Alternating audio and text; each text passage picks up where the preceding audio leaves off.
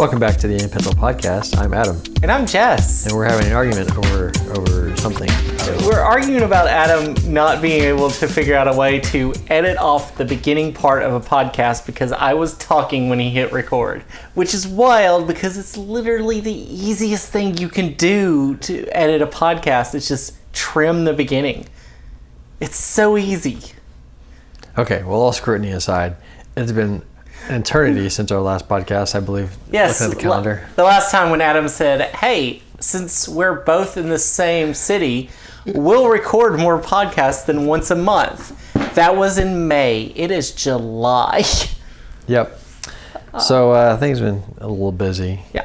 Let's do the catch-up portion, and then we'll get to the topic of the day. I think the first thing we should say is today is July 4th we're recording. It is July 4th. It's America Day. Not America Day. It's America Day. America. Home of the hot dogs and diabetes. Yeah. And also home of the brave and land of the free, I guess. Depending on. And expensive healthcare. Yeah.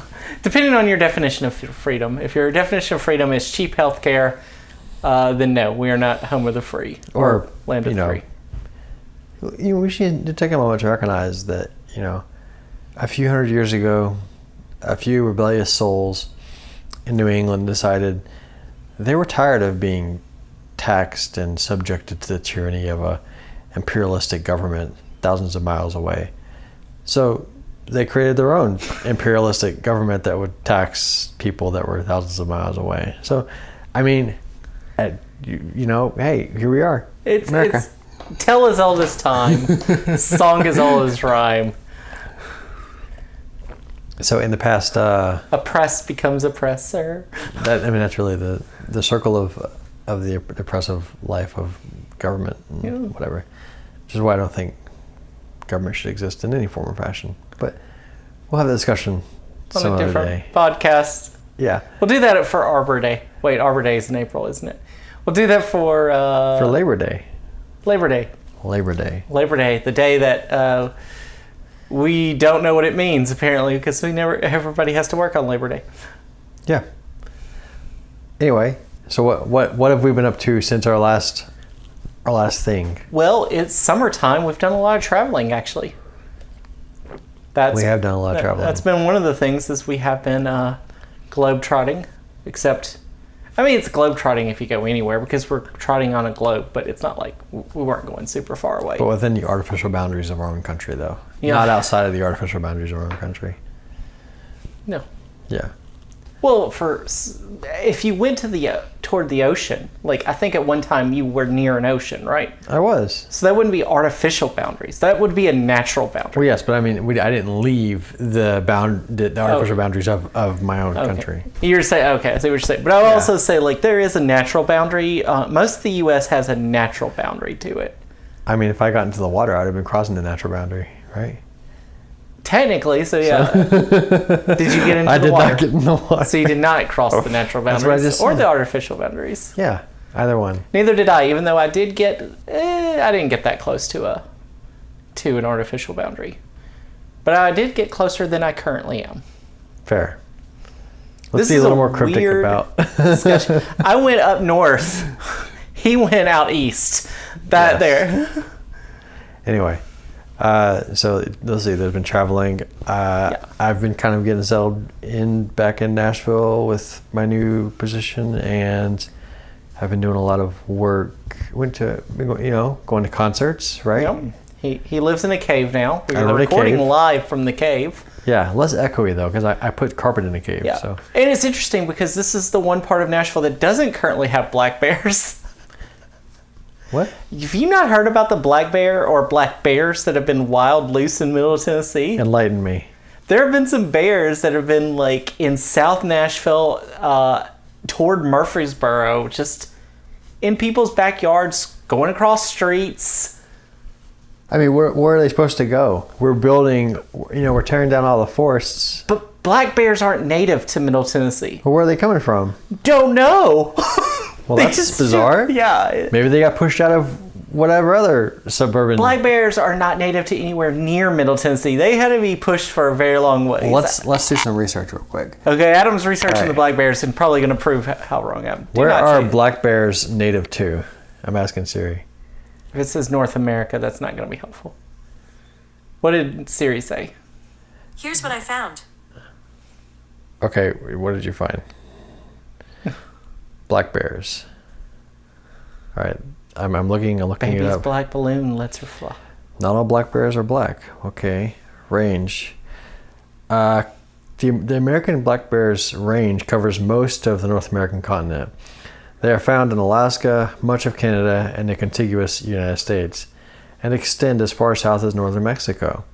Because of their versatile diet, black bears can live in a variety of habitat types. Okay. They inhabit both coniferous and deciduous forests, as well as open alpine habits. I had a hard time pronouncing those words, but I nailed it. I do not remember. I remember studying this in school, and I don't remember what a coniferous and deciduous. Well, according to the thing, coniferous means is. a group of cone-bearing seed plants, a subset of the gymnosperms. Scientifically, they make up the division. Okay, I have no idea. Yeah, gymnosperm, as in from the Greek word gymno, which means naked. Sure. Naked sperm. They typically don't occur on the. All right, so black bears typically don't occur on the Great Plains or other wide open areas, except along river courses where there is riparian vegetation. In Okay, trees. so basically, said we don't have to keep going on this because this is kind of. But there are plenty of rivers and streams and stuff in Middle Tennessee. So who's to say? Yeah, I guess they could be here, and maybe at one time they were native here, but I haven't heard of any black bears or bears in general living in Middle Tennessee. Well, ever. They're here now. They're our new neighbors. Get used to it. I hope they don't. Maybe the fucking Californians brought them with them when they all moved here. The bears are going to be like living in. They're in the way in the U-Hauls. On the back, holding on. This was a bad idea. Wait, where are we going? That's my theory. It's I'm like gonna stick with that. Paddington 3. Paddington takes America. Is Paddington a black bear? I don't know. It's from Paddington's from like Chile. I'm not sure whether You're not sure where Chile is? I know where Chile is. I've been there. I just don't know about Paddington. Oh, okay. Actually, I don't know where Paddington's from. But you do know where Chile is. Yes. It's on the map right there. Adam is doing a visual reference in a podcast. He's pointing to a map of the world, and there's Chile right there. That's correct. That long strip of nothingness. Nothingness. I mean, there are people there, I guess. Probably. I assume. Otherwise, it's really weird that there's a country that exists with absolutely no people in it. Yeah. It feels post-apocalyptic. Have you ever been to Africa? I assume there's certain parts of Africa that are pretty desolate. Yeah. Yeah. Same as parts of the U.S. that are probably pretty desolate. Oh yeah. Like most of the West is pretty desolate. Yeah. And it's going to become even more desolate as, things get hotter, and it's going to become even more unbearable to live out that direction. It's going to be great. Interesting fact. One time, I actually thought, what would it be like to live out west? I kind of thought about it. I wanted to... Like New Mexico or... Yeah, like New Mexico. I thought that'd be a cool place to live. And then I was, looking up stuff on it. I was like, oh, this is a bad place to live. Do not live on the other side of the Mississippi. Just don't do it. I mean, there are some good places. Oklahoma's okay. Kansas Okay, is yeah. Mississippi was an arbitrary boundary. I know it's more past the... It's... After the... Is it past the plains or is it past the Rockies? It's just the desert. You just don't want to go to the desert. Yeah, well, how far is the desert going to start reaching? I mean, fair. It might expand. You're right. Yeah. Yeah. I mean, if the desert expands into Oklahoma and Nebraska and all that, we have some big problems. As we drain up all the rivers. Yeah. And anyway, not to get too... Now let's talk about positive things. Let's talk about music. Which thing do you want to start with? I went to the Matchbox 20 concert last night. Adam went to a Matchbox 20 concert. That's correct. This was number 5 concert for you of seeing Matchbox 20? I think so, yeah. I think it was the best they've been, to be honest. This is your 3rd time seeing them in Bridgestone Arena. Yeah, it is. That's right. But yeah, they were pretty good. They played a lot of their new songs, and then the classics. They basically ran through the Exile on Mainstream like playlist more or less. Oh yeah, it's a very simple one. And then throw in a couple songs from North and a couple new songs, and then that's your set list right there. Last time I saw him, we saw him together at Bridgestone Arena in Nashville. Was 2017. I think August 2017 actually. Yeah. They played some old songs. They played like "Hang" from their debut album. See, we didn't get any of the deep cuts. We got "Long Day," "Push," "3 A.M." of course, "Real World," "Back to Good." Yeah, all the. And that was it from "Yourself or Someone Like You." Yeah, I feel like when you're promoting, like in 2017, they were not promoting a new album, so. That's true. They had a little more flexibility to do that. Yeah, but now then they had to pad their set list with new songs, so yeah. So this time the they're deep promoting. cuts there were no deep cuts. It was all the singles and then the new stuff. The reason people got into you and the reason why you want them to continue to be into you. Well, they did do Parade. Oh, cool. Which is an interesting. Yeah, it was a bit out there. Yeah. So Parade's from North, from Resno. Parade wasn't a single, was it? Huh. So I think it was the only non-single they did. Interesting.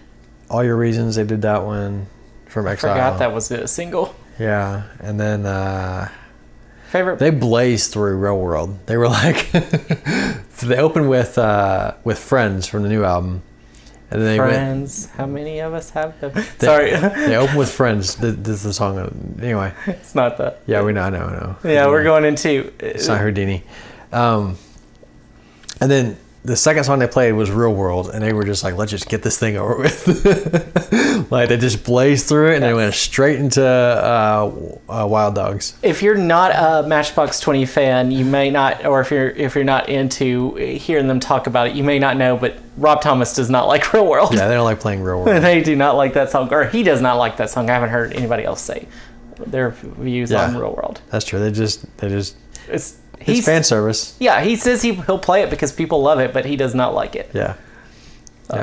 So they blazed through Real World, then they went to Wild Dogs, and then a lot of the upbeat songs. All I Need, they played All I Need, which was not a single. From, what was that from? Was that from Bad Season, or was that from More Than You Think You Are? I forget. I feel like it's More Than You Think You Are. I think so too. I could look it up, but I'm just... Yeah, we're too lazy. It's one of those two, you know. It's from one of their previous albums. They only have 4... They have 4.5? 4 and 2 EPs, I guess. Well, yeah, roughly. Yeah, it depends on how you count. Like, I feel like Exile Mainstream is an EP and a greatest hits That's put exactly together. what it is, yeah. And then, of course, they do have an EP called EP. Yeah, which only has like 2 original songs on it. Yeah. It's got Suffer Me, and is there another original? I think that might be the only original on there. The rest are live songs. I feel like we should look this up. I remember buying the EP. I have the EP. I have it somewhere. Yeah, it's in my storage unit. With my other, shoot. I am. everything else I have. Accidentally just pulled on this, so I hope y'all didn't hear a bunch of feedback. Matchbox 20 EP? Yeah, I was like, what am I looking up? Yeah.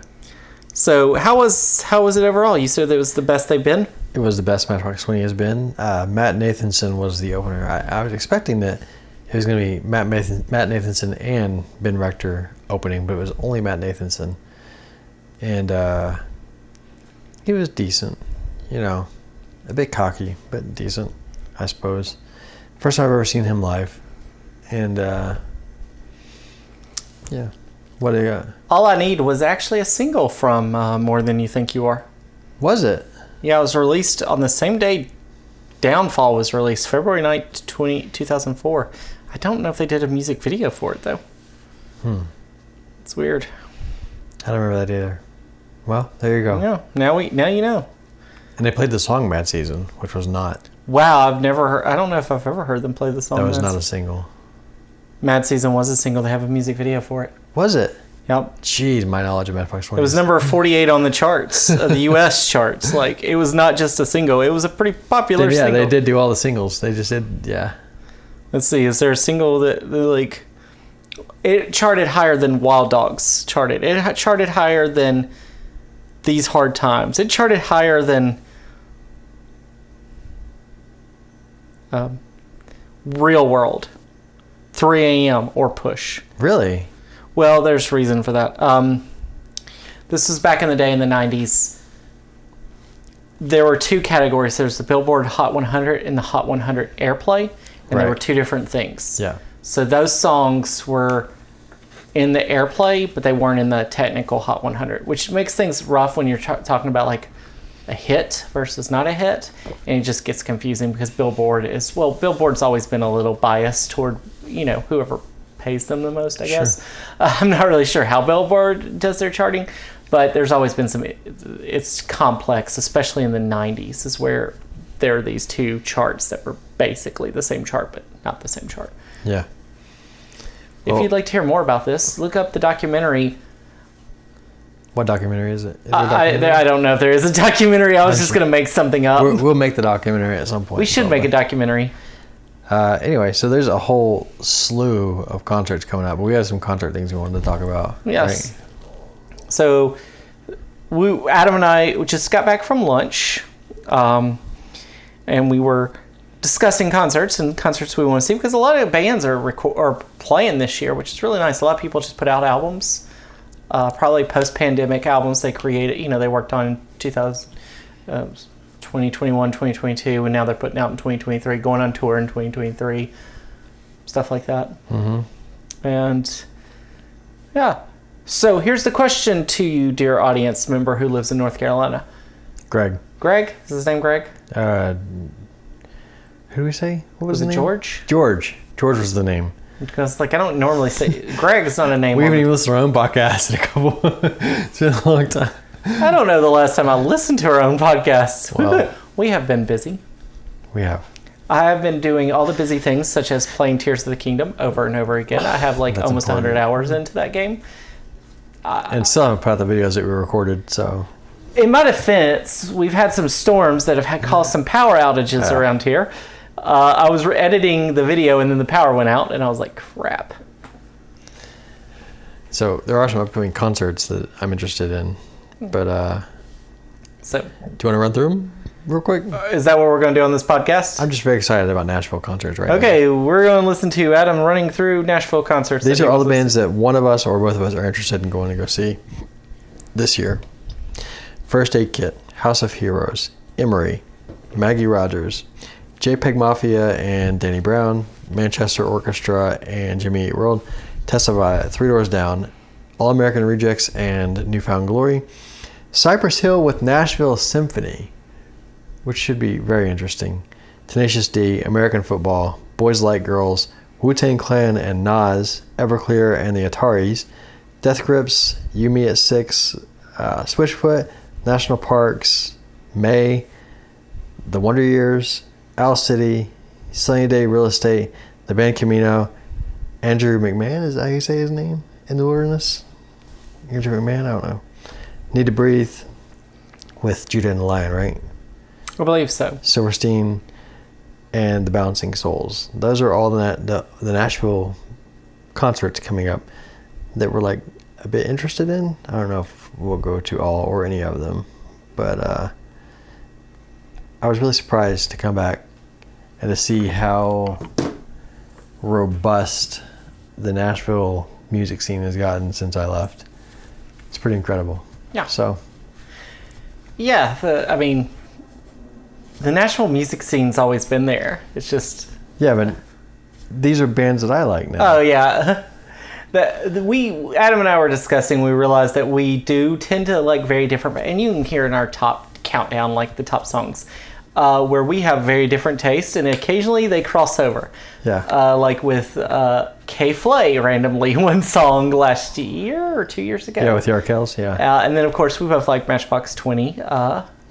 So that Matt and Kim song. That Matt and Kim song. Yeah, with K-Flay. Remember? I was thinking the Arkells. But... Well, then there was the other one. Oh, there was another Matt one? and Kim. Because I don't like Matt and Kim, and you do.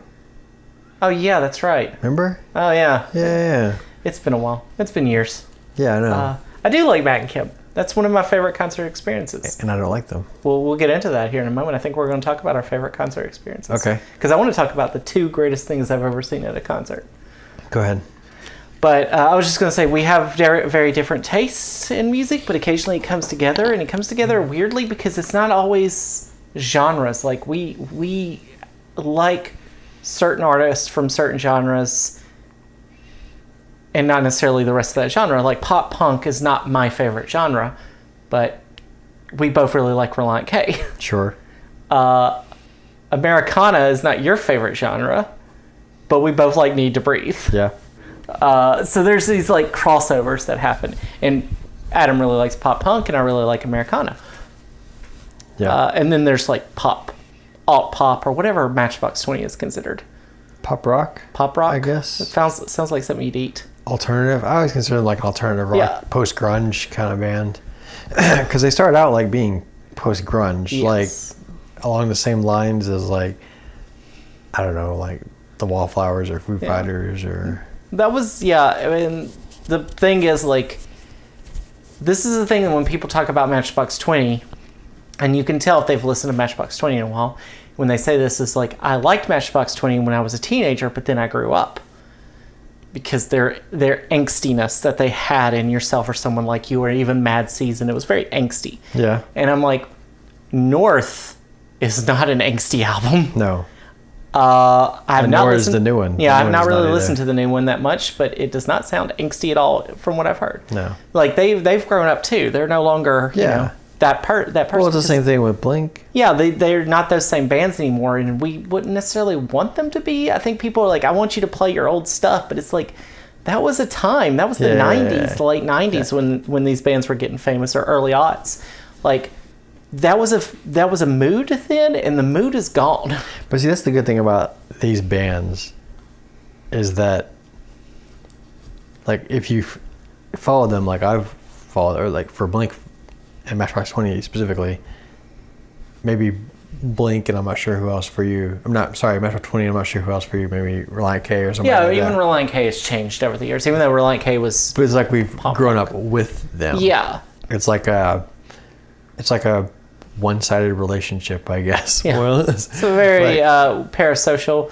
Yeah, But yeah. I mean, it's like we've got to watch their evolution, and we've got to be in the same time and place as these songs or even evolve. have the same thoughts and ideas that they're Yeah. expressing in their music. We understand it in a different way than you. If you're like going back, I love the Beatles. The Beatles Yeah. are a great band. I was not there when they were recording their stuff. I don't understand Sgt. Pepper the way that people who were 20-year-old in 1967 understand Sgt. Pepper. Right. So I don't have that same experience with Yeah. it. And But for me, my Sgt. Pepper is Take Off Your Pants and Jacket, right? yeah, Like, people who, like, kids these days, they listen to Pants Off and Take Your take pants off and take your jacket. Take Off Your Pants and Jacket. If you listen to that album, then, what am I saying? They listen to that Pants album. off and take your jacket. you know what I'm saying? That should be the remix album name. Pants off and take your jacket. It wouldn't have the sexual overtones or undertones or sexual innuendos that. I don't think it's anyway. I think it's a straight up, what's it called? Like a double meaning kind of thing. Double entendre. Double entendre. I think it's exactly like it's meant to be that way. It's not. Well, yeah, it's meant to, There's but nothing subtle about that title. it's like the South Park Bigger, Longer, and Uncut. Right. But if people who are either in older age groups than us don't understand Take Off Your Pants and Jacket or Enema of the State or any of those albums or Mad Season or any. Yeah. And people nowadays that look back on it won't understand either. But Yeah. we understand because we were there. Yeah. So- And it's the same thing with like songs coming out today and certain artists that we listen to and we're like, I don't get it, because we're in our late 30s as these songs come out and they're for 20-something-year-olds. But also as you get older, it's kind of weird when you start realizing these songs that you liked when you were a kid, like when you're a teenager, like, oh, they really speak to me, was written by like 30 and 40-year-olds. Yeah. And you don't think about it at the time, but as you become a 30 and 40-year-old, you're like, oh, Yeah. well, that's weird. Yeah. That's a little weird. I don't know Or- what to say about that. Maybe not weird, or it doesn't have to be weird. It can be the meaning that the thing the song was written about that you didn't understand when you were a kid hearing the song. Now you understand because you're at that stage now. You know what I mean? Yeah, there's... It doesn't have to be a weird meaning. It could be something about, I don't know, depression or anxiety or something. One of my favorite TikTok genres now is where people are talking about what songs actually meant that they didn't pay attention to when they were a kid. And there are a bunch of different ones. Some that I actually knew what it was about, like The Freshman. I kind of knew what it was about. Like, oh, what is that about? Suicide. Oh, I should have said, like, yeah, it's about suicide. I don't think I ever paid attention. I'm pretty sure that's what it is. I mean, Adam's song. We know what Adam's song is Adam's about. song, yeah, it's obvious. It's obvious. But one that you don't really pay attention, a lot of people would miss, is Slide by Goo Goo Dolls, which is about abortion. Is that what it's about? I'm pretty sure it's about either getting married or getting an abortion. I haven't heard that song in a while. Yeah, listen to it. And it's like, oh, these songs are not what we thought. We thought it was a fun little pop song. No, these songs are about serious things sung in the major keys or whatever. Huh. I don't know. Yeah. Well, see, now I gotta go back and listen to Slide now. I wonder what other songs there might be that are like that. There are a lot of songs where you, like, some were obvious. Like we said, Adam's song by Blink-182. They weren't being, like, subtle. They wanted you to know what that song was about. Yeah. But some songs were subtle. Yeah. And well, Slide seems like it would have been subtle. Yeah. If I never caught it. Then. And some people, sometimes, like with Jeremy by Pearl Jam, was accidentally thought to mean something that it didn't mean. Like, if you, I assume most people know this, but we'll just go over it real quick. The music video for Jeremy ends a different way than it was originally supposed to. And I don't remember the music video. So this is, we should probably put a little content warning on this, because this gets into some serious, this talks about suicidal ideations and such. Okay. So Jeremy is actually based on a real life person named Jeremy. Okay. Who died by suicide in front of his classmates. Oh. In the music video, it shows how he's, like, going down the road of depression. And then at the end, he takes out a gun, and there's a blank scene, and the next thing you see is all the kids with their hands up, like, no! And what you think is he is trying to kill them. But in the original music video, he takes out the gun and puts it in his own mouth. Oh. And that's how the video is supposed to end. But that was considered, at the time, too much. Yeah. So they cut it in a way that it's about, like, school shooting. Yeah, it's a school shooting thing. Yeah, which Columbine or something. Yeah, this is early 90s. This is pre-Columbine. Yeah. So it has a very different meaning. So people who know the actual content of what Jeremy is about and the true story it's based on know that is about a different thing that happened than if you watch the MTV played all the time music video, which makes you think it's about something totally different. Oh. See, I never... Okay. Yeah. Wow. I'll go back and look. I never liked Pearl Jam, so I never paid attention to that song. You ever like Pearl Jam? Not really. It's kind of... So, but there are a lot of songs that are about things that are, like, darker and than what we thought, because they were sung with upbeat style, and that's been happening for years. Like, this is not, we know, we talked about some 90s and early aught songs, but that's been happening since, like, the 60s. Yeah. Like, I can't think of one off the top of my head, but I know the Beatles had songs like that, and I know, like... What about We Didn't Start the Fire? We Didn't Start the Fire? Why are we bringing up We Didn't Start the Fire? What is this all about, Adam? It's 2023. Why are you talking about an 80s Billy Joel song? I don't know. Why would we talk about it? Well, I think because Fall Out Boy has released a sequel / remix. They say remake, cover, but it's really a sequel. Yeah. It's a sequel with the same chorus of We Didn't Start the Fire, which takes place, the original We Didn't Start the Fire was the beginning of time, basically, or, civilization, until 1989, when Billy Joel wrote it, I guess. Yeah. This new one starts in 1989 and covers through part of 2023. Yeah. Part. And not much, actually, of 2023, it doesn't feel like. Yeah. I think, does he mention Russia and Ukraine in there? Well, that doesn't mean it's 2023, though. Yeah. Russia's been in Ukraine for a while. Yeah, they're about to be out there. Crimean Peninsula. That's what he says. Yeah, which has been going on for 10 years. Yeah. So who knows if that was rough. And also, that was 2022 is when that started. Not 2023. Yeah. So the newest war, I should say. Yeah, the newest invasion. The newest war so far. Yeah. Until the next war. This is the worst day of my life. The worst day of your life so far. So yeah, they updated the song. I really like it. People are either really liking it or really hating it. Yeah. Which I think is the idea, is exactly what you want from a song. The last thing you want is people going, it's okay. What you really want is people talking about it. That's what you really want. And you need people to really love it and really hate it equally. Yeah. And that's how you get people to talk about it. Yeah. It's the Super Mario movie effect. That's exactly it. Like, Shigeru Miyamoto, apparently, I didn't actually read his actual quote, but I've read like something saying, like, was like, if it didn't get such bad reviews, people wouldn't go see it. People wouldn't go see it. People went to see it and they loved it. And now it has a possibility of being the best-selling the best-selling movie of 2023. Yeah, but it's like one of the top animated movies of all time. Number 2 or 3. I can't remember. Yeah. It depends on how you count animated movies, too. Because some people don't count the Lion King remake as animated, and other people do. Oh. So, let's go back to Start the Fire. So it's like that. That's what you want. And I feel like Fallout Boys, We Didn't Start the Fire, is really doing that, where people have passionate ideas about it. And we're passionately going to talk about it, because I don't have much to say about it. I really liked it. I really liked it.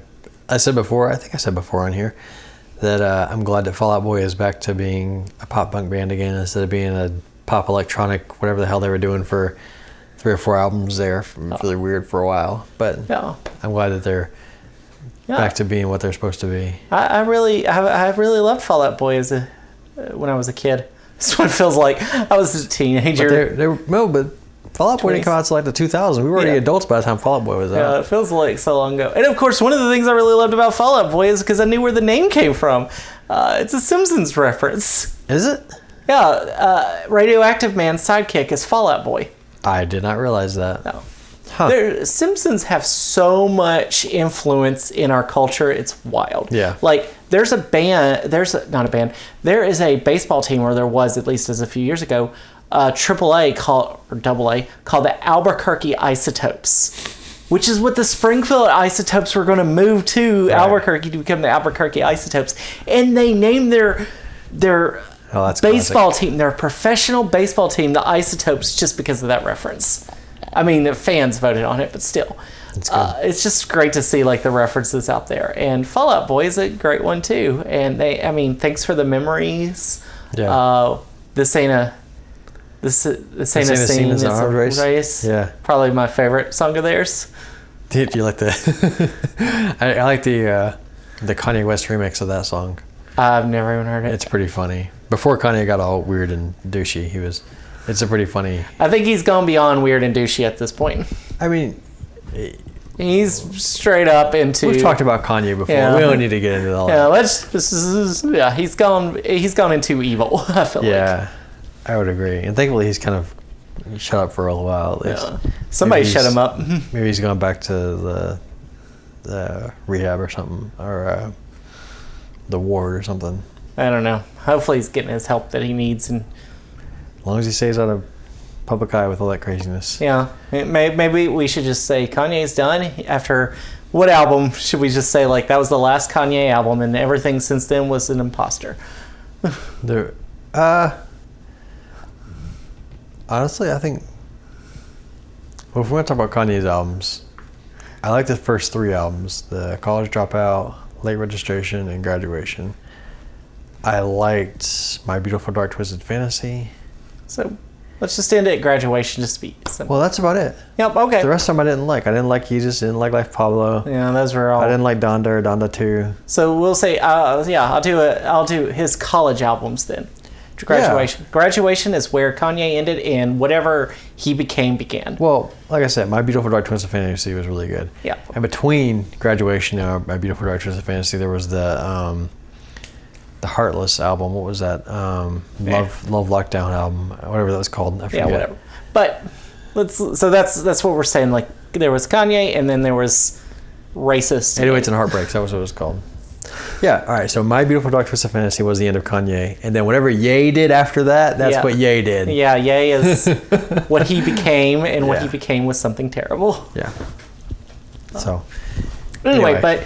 Yeah, so I think this Fall Out Boy, it's nice to see. Yeah, it's very Fall Out Boy-like, because we were listening to the Billy Joel Yeah. version before we started here, just to remember like what it sounded like. And you can tell they sound like sequels, but they also clearly, one was made in the 80s and one was made in 2023, and you could tell that. Yeah. And that's what you kind of want. You don't want it to sound exactly the same when it's an updated version. I think it did a great job. I think it doesn't need the electronic. Unwarranted. So. No. So yeah. What were we going to say? Oh, this is something I've been wanting to do well. Concerts. We're going to talk about our favorite concerts because we're on a music kick today. It's all music, even though I did mention Tears of the Kingdom. Well, we are going to get into a few other topics before the end of the show, but yeah. Oh yeah, we do have to talk about what else has been going on in the world. And yeah. Because there are things that have happened apparently in the past month. We didn't start the fire. It's been burning. It's always been burning since the world's been turning. And it's been burning in Canada apparently a lot recently. Well, we'll get there. Save it. We'll save it. Okay, so one of the things I wanted to talk about, and this is what our last podcast was going to be, but we just ended up not being able to do it, was favorite concert experiences. So Adam, what is your favorite concert you've ever been to?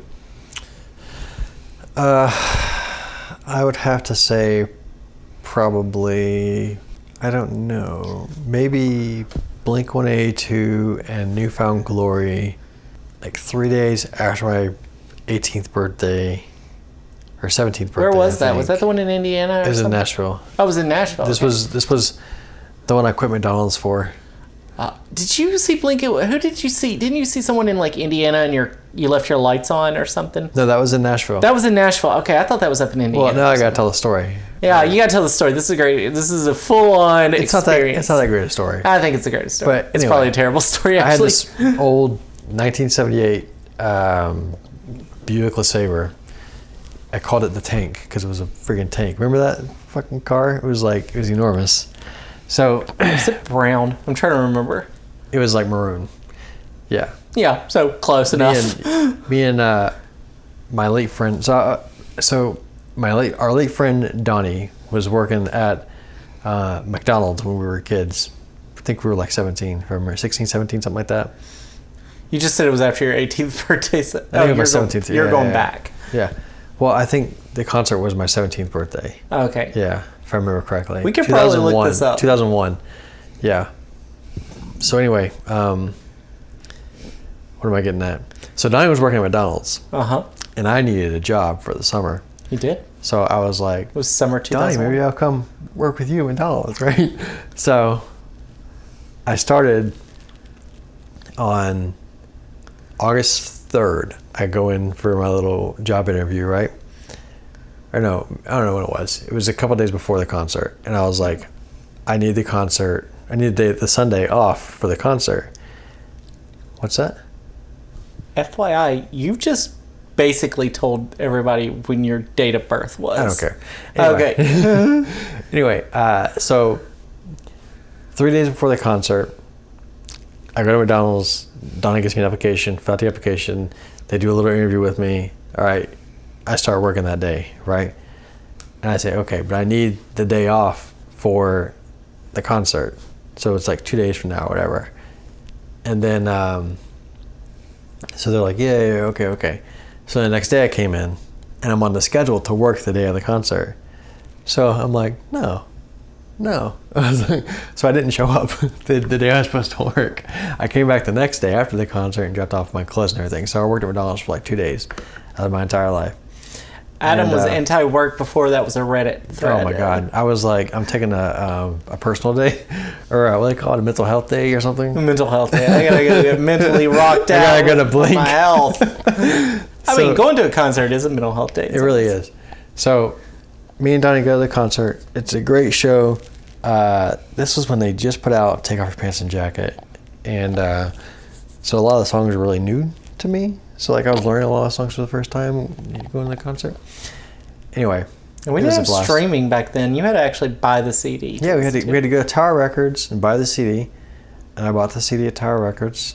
I never bought anything at Tower Records until I was out of school. At Opry Mills. Yeah, I would buy things from Media Play. Oh, yeah, or FYE. Back before FYE was like a weird hipster Yeah, box FYE lunch. is back and weird. Yeah, it is weird.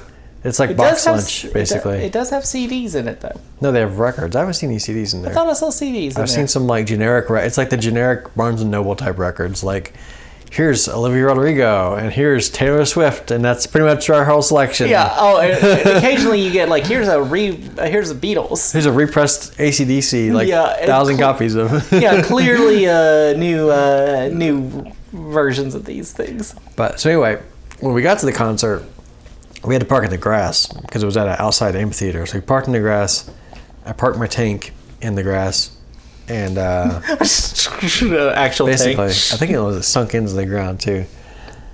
So me and Donnie go in. We're at the concert. They played "Damn It" for the encore song. We head out. We're going out to the car. I sit in the car. And I'm trying to start the car. The car's not starting. I left the headlights on. I killed the battery. We're there for like 30 minutes trying to figure out if anybody can give us a jump. Finally, one of the security people in the little golf carts that they got driving around, like they had jumper cables, so they gave us a jump, and we got out of there. And I got Donnie home, and I think we got back at like 1 o'clock in the morning or something like that. But it was a very memorable experience. I know it's not the first time somebody's ever left their lights on, and Yeah. but it was an interesting, or at least memorable experience. But yeah, that was my favorite concert. Blink had that the big sign on their stage, the big fuck sign. It's just the word fuck, and it's on fire. The flaming fuck sign that they've had throughout the years. They've always had the flaming fuck sign until recently. But so yeah, that's my favorite concert, and I've been to a few dozen concerts, probably not thousands, but maybe 100 or so concerts. I don't know. Yeah. What's your favorite concert experience? So I want to talk about 3 concert experiences. Okay. Because that's what the whole thing was prompted about. 2 of the greatest things that have ever happened at a concert that was not music related. Yeah. And my greatest concert. I'll get to that. So 1, I want to tell you the most cool thing and the funniest thing. So I go to, I think it was called the Summerland tour, which was like Everclear and Sugar Ray did this tour years ago where they would go I remember around. that tour. Yeah, I remember that tour. Yeah. And so it was at it had Lit, Marcy Playground, and I think Gin Blossoms. Jeez. Okay. And Sugar Ray, and then Everclear.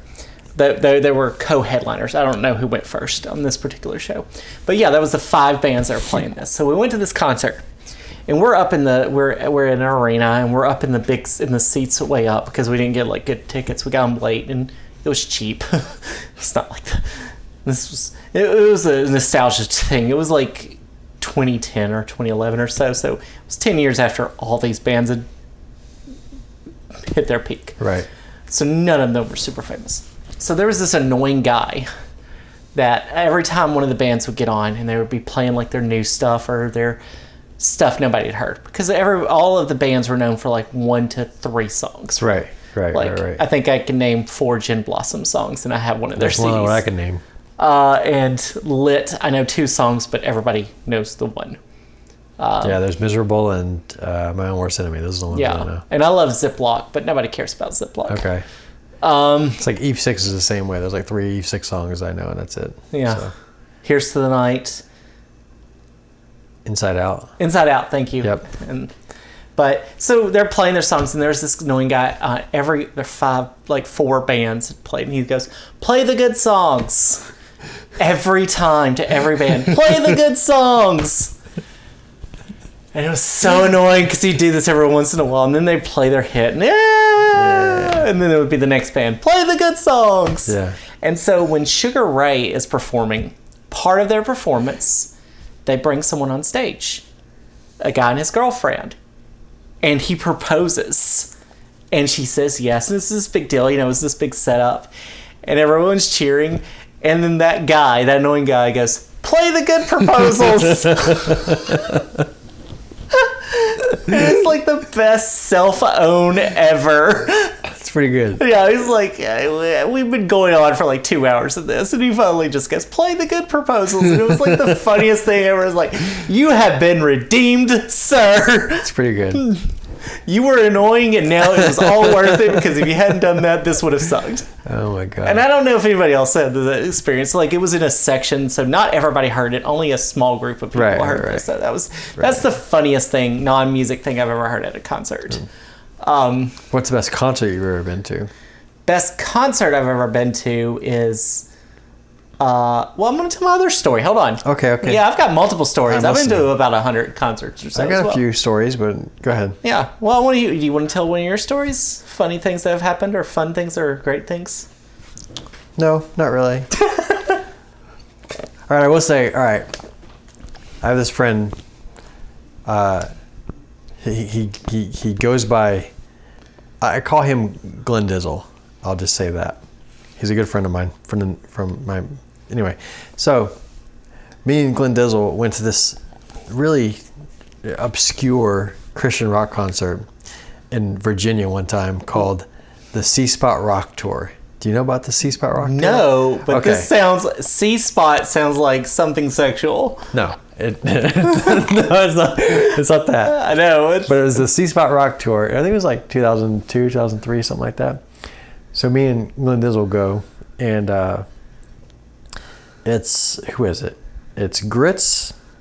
Okay. Skillet. Okay.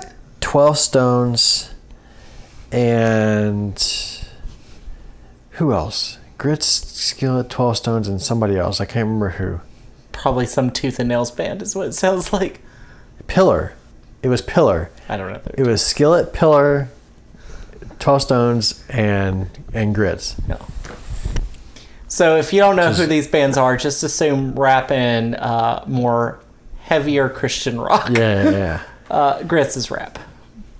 But the reason it was so funny is because if you know Glenn, he's one of the most quiet, conservative, just reserved people that you've ever met, right? But at that concert with Skillet and Pillar, which are relatively heavy. Yeah. This was like early Skillet and early Pillar too. Yeah, this is before Comatose, before all that other stuff. You have to see, is there a band we can compare them to that most people would know? Or at least? Like the Christian versions of Linkin Park, more or less. Yeah, that's probably like a good early version. Linkin Park. Yeah, early Linkin Park. Yeah. But he's going ham. Can I say that? Can I say ham? Yeah. He's going ham in the mosh pit over there. He's just bouncing off people. He's just rocking out. Like I got a little table over. It's at a venue where like it's open seating, but there are like a few tables on the side you can sit at if you're like old and bored. Of course, I was like 20 something. I was like, fucking, I'm not gonna sit at the side. So I was sitting over the side. I was like hitting on some chick or whatever, and he is just in the mosh pit, just rocking out. It was insane. It was like the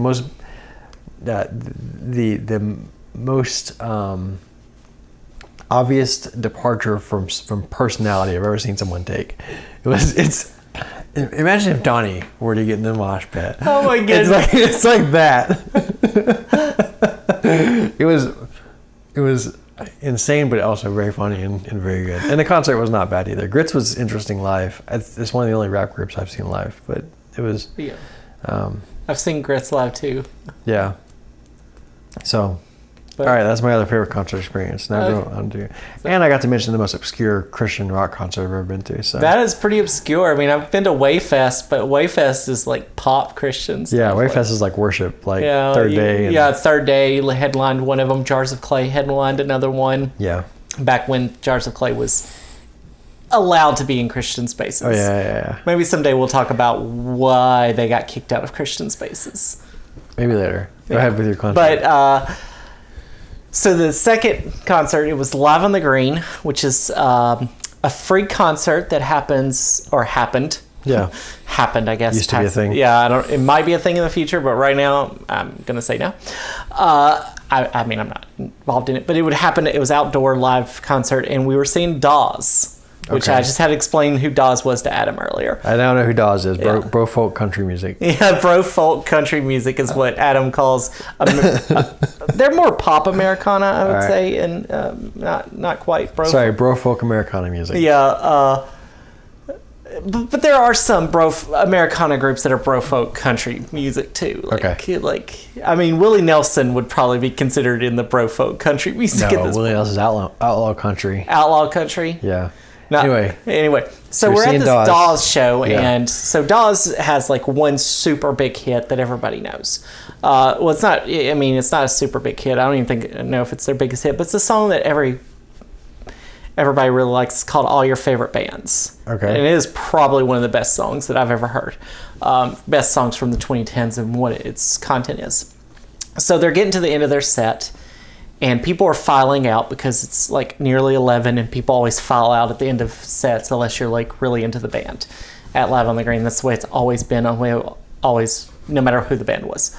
So there's a little bit of opening and we're all listening and we're having fun and we're going to listen to the end and we're like, and I was thinking, I hope they play All Your Favorite Bands, right? Because that's my favorite song of theirs. And there are some people in front of us, and then they start off with All Your Favorite Bands, which if you know the song, you know the opening chords like any other song. And the guy in front of us that was just by himself, he just turns around in such joy and just like gets on his knees like, yes. And I was with a friend and we were just like looking at each other like, that person is in it. That is the most amazing thing I've ever seen. He was just like such enthusiastic joy. He had to get on his knees because of this song. And I've never felt that way about a song, but I was really glad I got to see someone else hear a song live and it meant that much to them. And it's like the greatest thing I've ever seen at a concert. I've seen hundreds of bands play, maybe like several hundred bands probably at this point play. Yeah. And I've never seen anyone get that into a song, and it's just so cool to see every once in a while where you see somebody really get into it. And then he turned around, got back up and, did the song thing. But just this idea of this exuberant joy that just brought him to his knees. It'll probably be like that for me whenever we go see Blink-182 in a couple weeks. Where That's how it'll be. Hear that. You might not even know which song it is. If they play fucking Not Now, I'll be all over it. I'll be like, yes, this is this. Not Now is like the magnum opus Blink song. It's going to be interesting seeing you go to Blink. Like we're going together here in 2 weeks or so. Yeah, 2 weeks. It's going to be interesting because the last time I saw you go all out for a band was the first time we saw Matchbox 20 back in 2002. And you were like yelling the lyrics. And I was like, I do not know who this person is. Not as much as you and Glenn, but no. But it was just like, whoa, this is different Adam. Because Adam's also kind of reserved too. In I am. You won't catch me in a fucking mosh pit, I promise you that. No. He's the type of guy that's got his hands crossed. You know what I'm talking about, where he has his hand on his watch, just sitting back there looking around like, yeah, that's Adam. Except he doesn't. Whenever I go to heavier band concerts, I normally just kind of stand in the back and just kind of watch. It's kind of fun to people watch too, to see how people like interact with one another. Oh. But like I'm going to go in 2 days to Less Than Jake. Less Than Jake and the Pink Spiders, as a matter of fact. Wow, I did not know the Pink Spiders were still a thing. They are. Decius is definitely not in it, but if you don't, all right. So Pink Spiders So Pink Spiders is like a sort of pop punk power pop band from like the mid 2000s. The bass player used to be a guy that we went to high school with named Jonathan Decius. I don't think he'd have any problem with saying that. It's on the internet. But so we went to high school with them, and they had some sort of falling out. I'm not sure what all happened, drama or whatever. But that band disappeared for a little while, and now they've kind of come back. They just put a new album out, or they have a new album coming out. I'm not sure which. It may be out already, but I haven't heard it yet. I've heard a couple singles from it, but so they're with Less Than Jake, and they're on. They just signed to Epitaph Records. No, not Epitaph. One of the kind of pop punk, or maybe Pure Noise. I forget. One of the kind of pop punk record labels that some of the other bands are on. But it'd be good to see Less Than Jake. They're one of the like mid 2000s or late 90s bands I like a lot. They're kind of a bit more ska, kind of like your mainstream Five Iron Frenzy, I guess you could say. Oh, okay. Yeah, just to give you a little bit of reference. But most surprising show you've ever been to? Like a band that just blew you away that you didn't know anything really about, and you're like, oh, this is a really good band. I think when we went to go see Need to Breathe at the Ryman, he had an opener Ben Rector. You know. Yeah, I'm shocked. Like, I did not realize Ben Rector was the opener. Yeah, I liked him a lot. I bought like 2 of his CDs at that concert. That was like 2013 or 12 or something like that. Anyway, I liked him a lot. I'm trying to think of like bands where like I didn't know anything about them prior to going into the concert, and I came out liking them after the fact. I'm trying to think of who else that may be. Newfound Glory was one of them back in the early 2000s. The first time I saw Newfound Glory. That was with Blink-182. I can list off a few. I did come out hating bands afterwards too, like Matt and Kim, because I saw when we went to Indiana, me and Donnie, to go see Blink and My Chemical Romance. Matt and Kim was their opener, and I hated Matt and Kim. So see, I got to see Matt and Kim in one of the best experiences. It was also a Live on the Green experience. It was Matt and Kim went into Jimmy Eat World. Okay. So it's like one of my favorite because it was 2 very different vibes, but the crowd was up. Matt and Kim really got the crowd up. They had these giant beach balls. I remember one time I was with one of my friends. He and I always went to concerts together, like Live on the Green together, and we got separated. Like the whole place became a mosh pit, and we got separated, and somehow ended up right beside each other.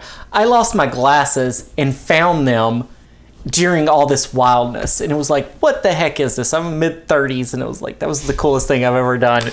And then of course it went into Jimmy Eat World, which was, they're just a good band. Yeah, they're just such a good band. When they played like Sweetness, I was like, oh, I forgot about this song. I forgot about that song for like 20 years. Here's a fun fact: when Tom DeLonge from Blink-182 got married, the band that played his wedding was Jimmy Eat World. Wild. Yeah.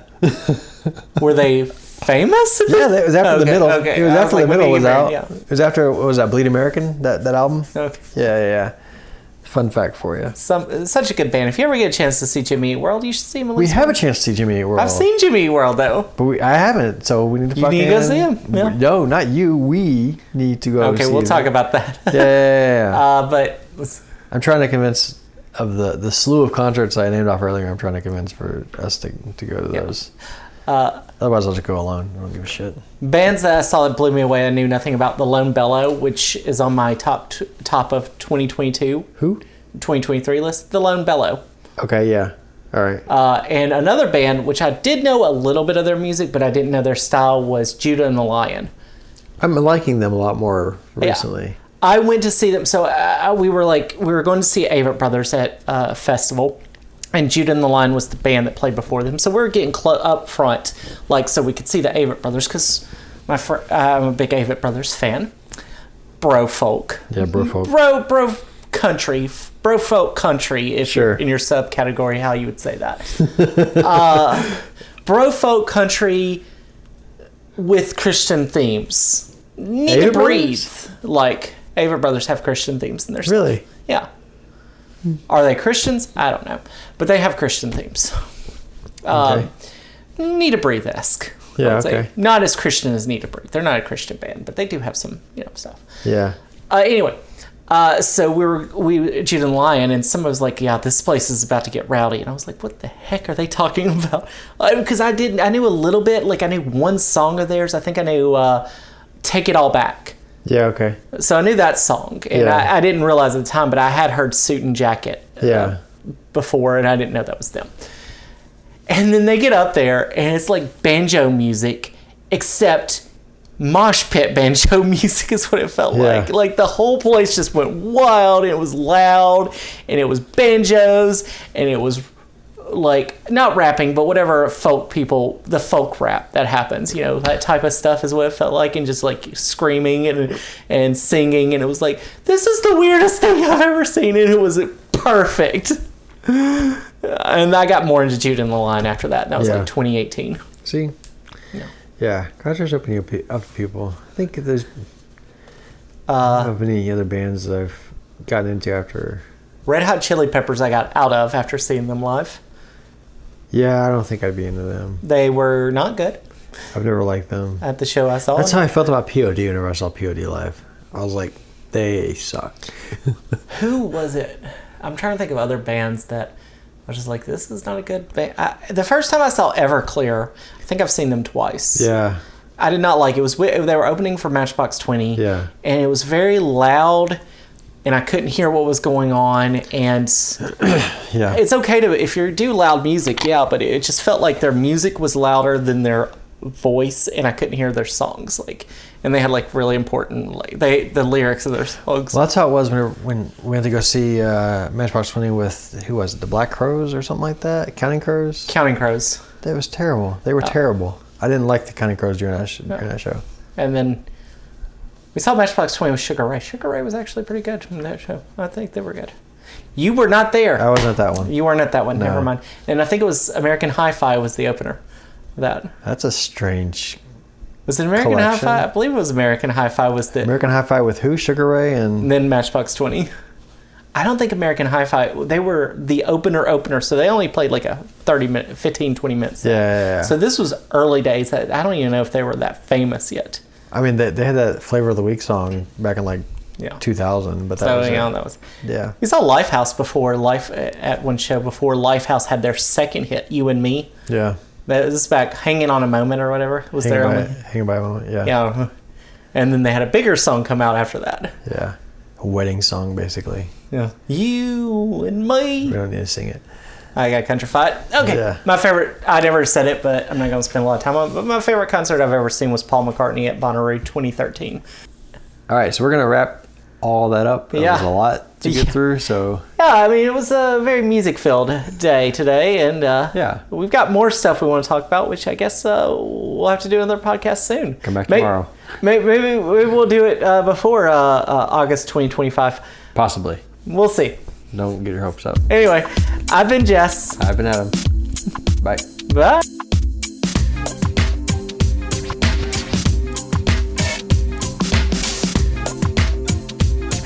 Life is not written in ink. We change, we grow, we make mistakes, we learn, and eventually we fade away. Life is written in pencil. Thank you for listening to the In Pencil podcast.